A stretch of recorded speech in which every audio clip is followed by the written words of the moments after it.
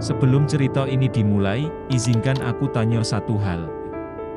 Pernahkah kamu diremehkan hanya karena kamu miskin? Jika iya, maka kisah ini adalah untukmu. Jangan lupa tekan like-nya, dan tonton sampai akhir, karena kamu akan tahu bahwa luka bisa jadi tenaga, dan hinaan bisa jadi jalan menuju kemenangan.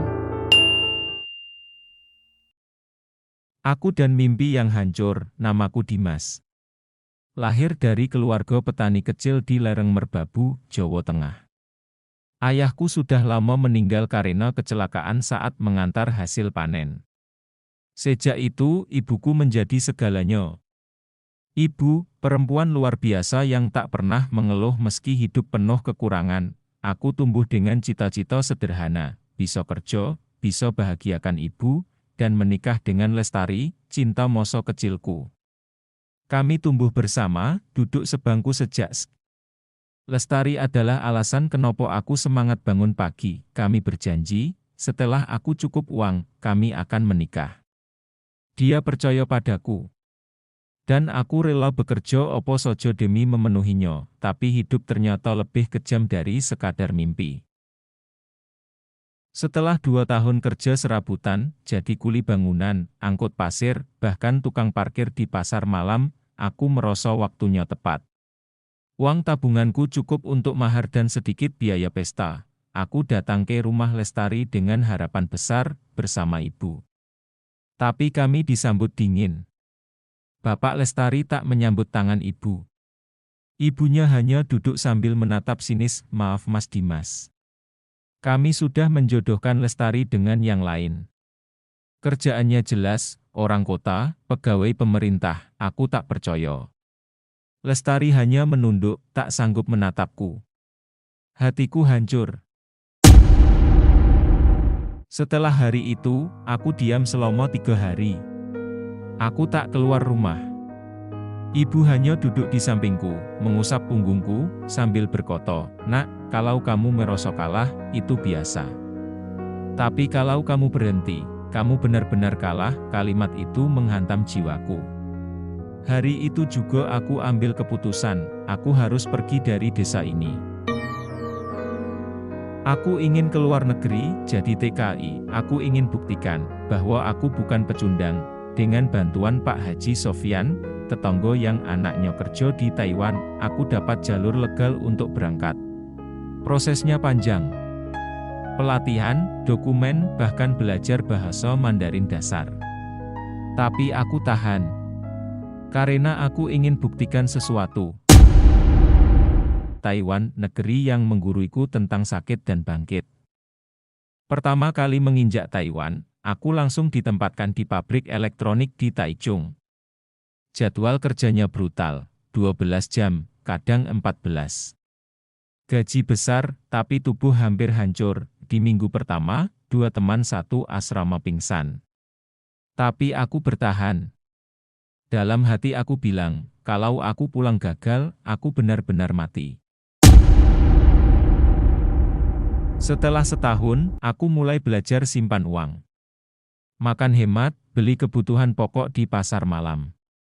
Aku kirim uang ke ibu, sedikit demi sedikit. Aku juga mulai menabung niat besar, buka usaha nanti saat pulang. Tahun ketiga di Taiwan adalah yang paling berat. Ibuku jatuh sakit. Rumah sakit di Solo minta biaya besar. Aku terpaksa pinjam uang ke teman, dan bahkan lembur 3 bulan tanpa libur. Ibu tak bilang sakitnya parah. Tapi aku tahu dari Pak, aku menangis malam itu, di balkon asrama, sambil menatap bintang. "Bu, jangan pergi dulu. Anakmu belum pulang bawa bukti, ibu sembuh." Dan aku belajar lagi, bahwa dalam hidup, tak ada waktu untuk menyerah. Tahun keempat, aku pindah kerja ke pabrik makanan instan. Gajinya sedikit lebih besar. Aku mulai belajar bisnis kecil, jual makanan Indonesia ke sesama TKI. Dari Indomie, kopi kapal api, sampai sambal saset, usaha kecil itu berkembang. Aku kerjasama dengan teman Taiwan yang bisa bantu kirim barang. Untungnya cukup besar.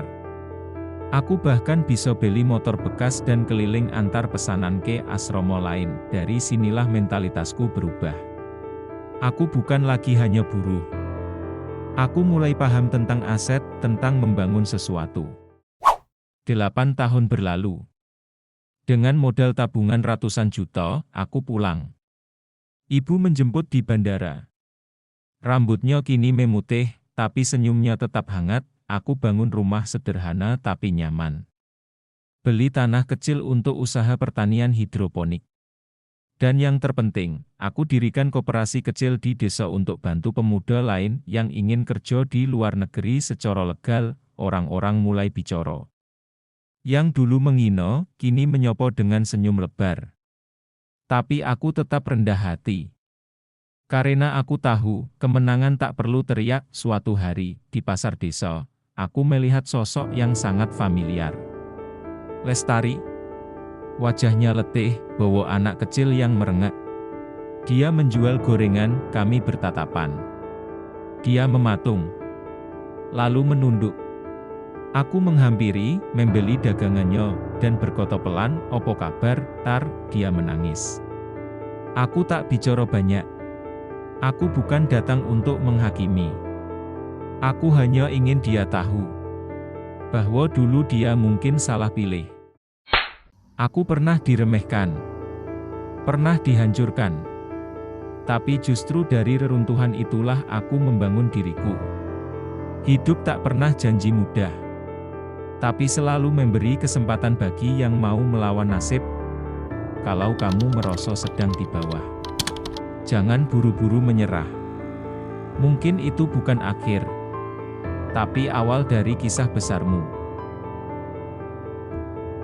Kalau kisah ini menyentuh hatimu, bantu kami dengan like, komentar, dan subscribe. Karena masih banyak kisah luar biasa lainnya yang bisa jadi cermin untuk hidup kita semua. Ingat, setiap hinaan bisa kamu ubah jadi bensin. Bukan untuk membakar, tapi untuk melaju lebih jauh.